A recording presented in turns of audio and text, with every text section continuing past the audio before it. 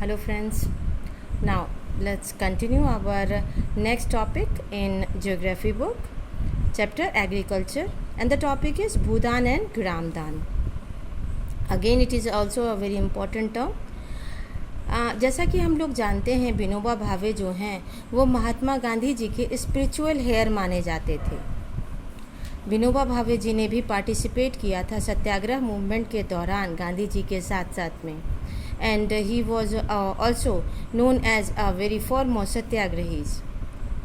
He was one of the votaries of Gandhiji's concept of Gram Swaraj. Vinoba Bhave जो थे वो हमेशा ग्राम स्वराज का जो गांधी जी का कॉन्सेप्ट था उसको बहुत ज़्यादा फॉलो करना चाहते थे। गांधी जी की डेथ के बाद में विनोबा भावे जो थे उन्होंने उनके इस बचे हुए काम को पूरा करने का जिम्मा उठाया। And again he started the pad yatra like Gandhi ji was doing when he was alive, and he started to move out the message of Gandhi ji in the villages of entire country. Basically उनका मेन मोटो था कि गांधी जी जिस तरीके से अलग अलग विलेजेस को, गाँव को अपलिफ्ट करना चाहते थे।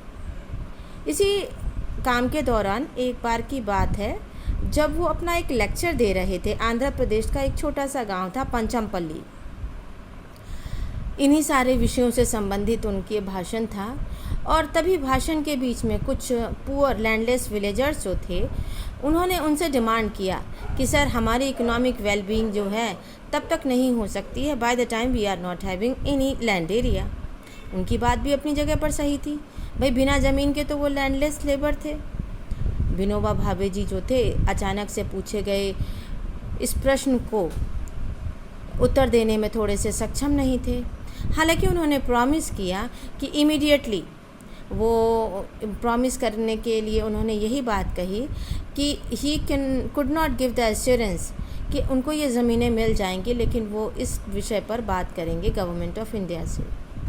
इन्हीं सारी बातचीत के दौरान अचानक से उसी गांव के एक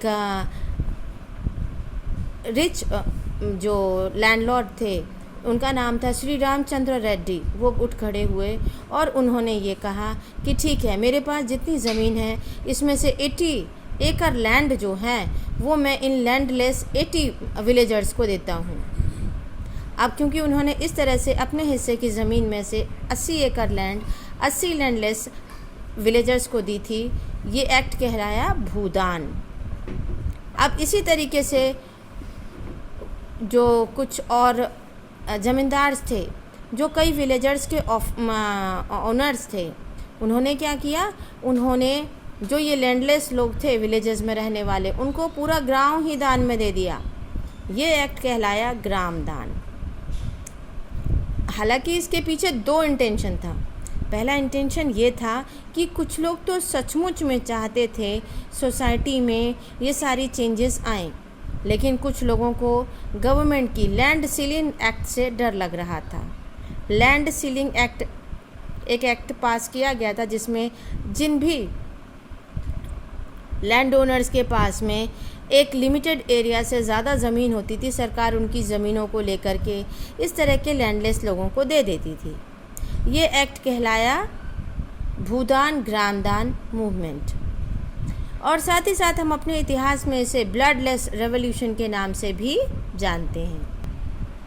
now our next topic is impact of globalisation of agriculture. Globalisation को हम हिंदी में कहते हैं भूमंडलीकरण। इसका क्या प्रभाव हुआ? ग्लोबलाइजेशन एक ऐसा टर्म था जिसको इंट्रोड्यूस किया था 1991 में इंडियन गवर्नमेंट ने, जब हमने अपने बहुत सारे जो इकोनॉमिक पॉलिसीज़ थी उसमें सडन चेंज किया था।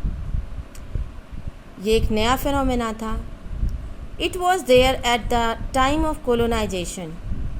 इन the 19th century European traders जब भारत में आए थे तो वो इंडियन स्पाइसेस को अपने यहाँ से ले जाते थे और दूसरे देशों में बेचते थे। फार्मर जो थे, साउथ इंडियन फार्मर्स जो थे, वो काफ़ी हद तक इनको ज़्यादा से ज़्यादा ग्रो करते थे। आज भी आप देखें साउथ इंडिया में ये स्पाइसेस का व्यापार बहुत ज़्यादा है। ब्रिटिश पीरियड के दौरान ये कॉटन बेल्ट का एरिया इसने भी बहुत ज़्यादा अट्रैक्ट किया, क्योंकि ब्रिटिशर्स ने क्या किया, हमारी कंट्री से रॉ मटेरियल के रूप में कॉटन को सस्ते दामों पर लेकर के इंग्लैंड, मैनचेस्टर और लिवरपूल की इंडस्ट्रीज़ को भेजना शुरू किया, क्योंकि उनके यहाँ पर इंडस्ट्रियलाइजेशन हमसे बहुत पहले हो चुका था। हमने पढ़ा था कि चंपारण मूवमेंट जो स्टार्ट किया था गांधी जी ने 1917 में बिहार में,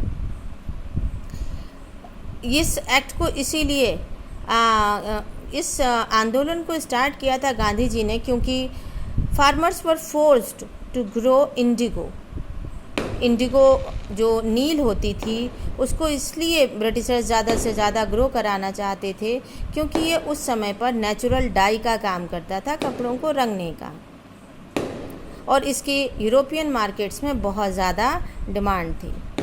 जब हमने अपने देश में 1990 में ग्लोबलाइजेशन पॉलिसी को इंट्रोड्यूस किया, तो जो फार्मर्स थे अब उनको कुछ नए चैलेंजेस को फेस करना पड़ रहा था।